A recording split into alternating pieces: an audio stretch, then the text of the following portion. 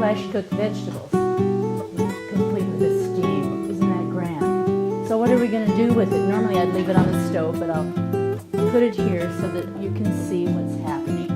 Put it right here.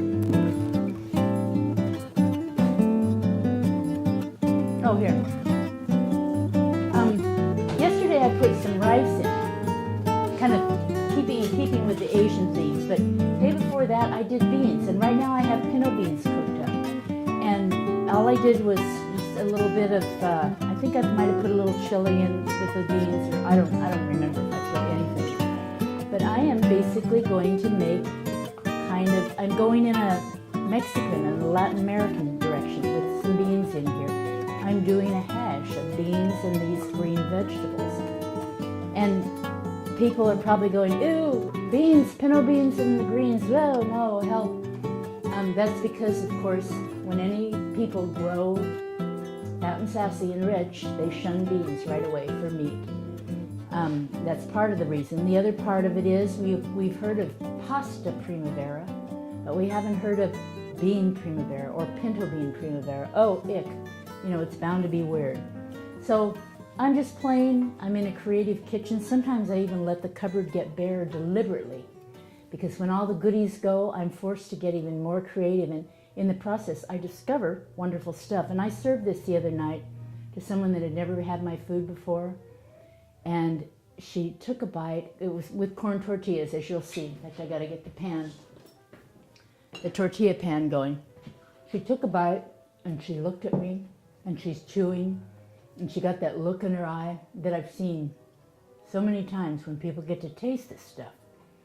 And she was sold and wants to now, get into seeing if she can't groove in this. And that's what happened to me too. That's why I wrote my books, Cooking Beyond Measure and Hippie Kitchen, because I began to discover how fabulous this stuff is and how creative and healthy and thrifty and ultra fast it is. And I thought, wow, we've been missing the boat here.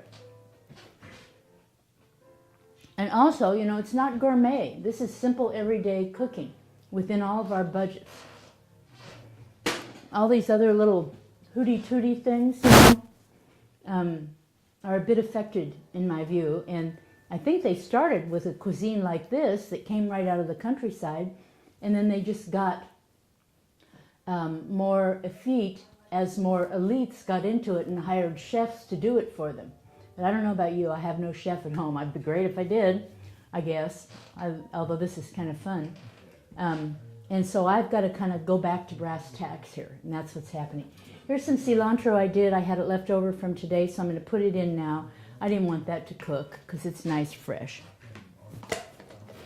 So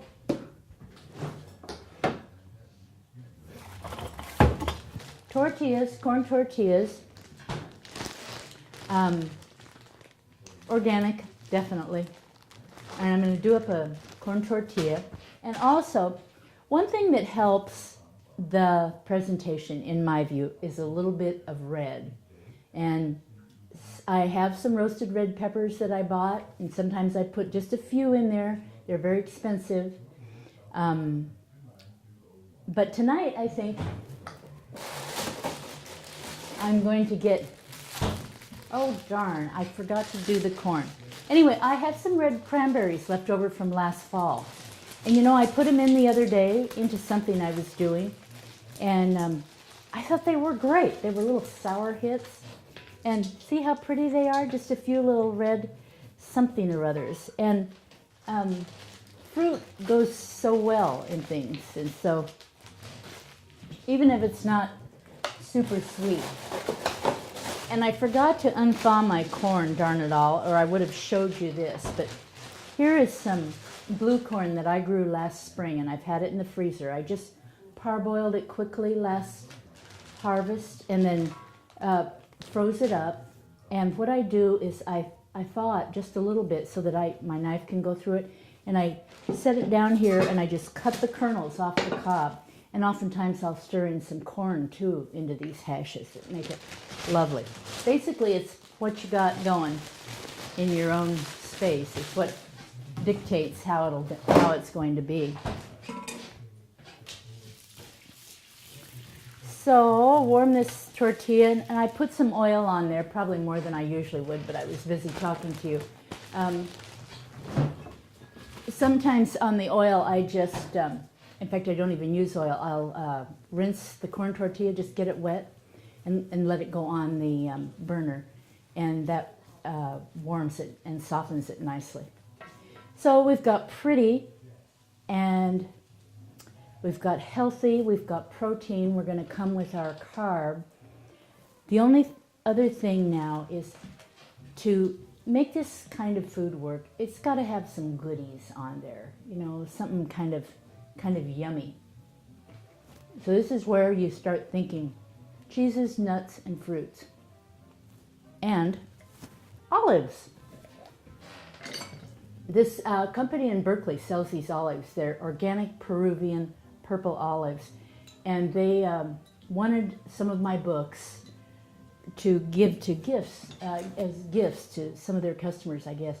And so we swapped. We traded books for olives. And, you know, a few olives sure hit the spot, especially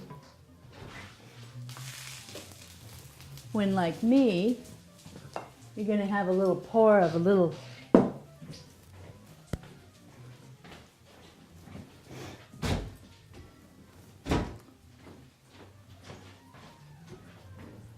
forgot to get my wine glass out.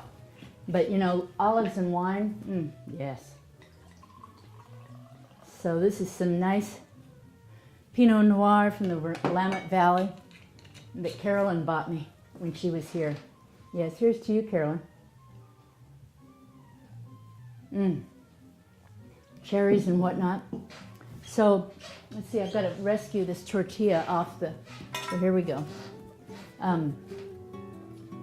So some olives. In fact, I've got to have just a bite of this. See how it is? We all love the goodies. I love the goodies too.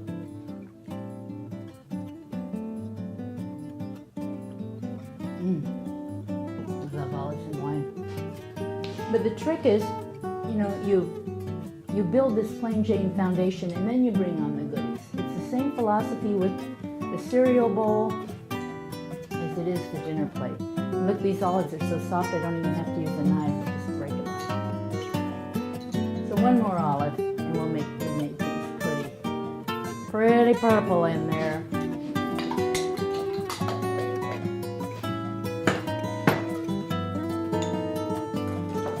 And you know, I do try to stay tidy when I'm working, because the way I like to leave the kitchen at the end is I like to leave it all swabbed down so that at dinner, when you come back in, all you have are your plates, and you just get those taken care of and you don't have a big mess in your kitchen to clean up. So here we go. I've got the olives in.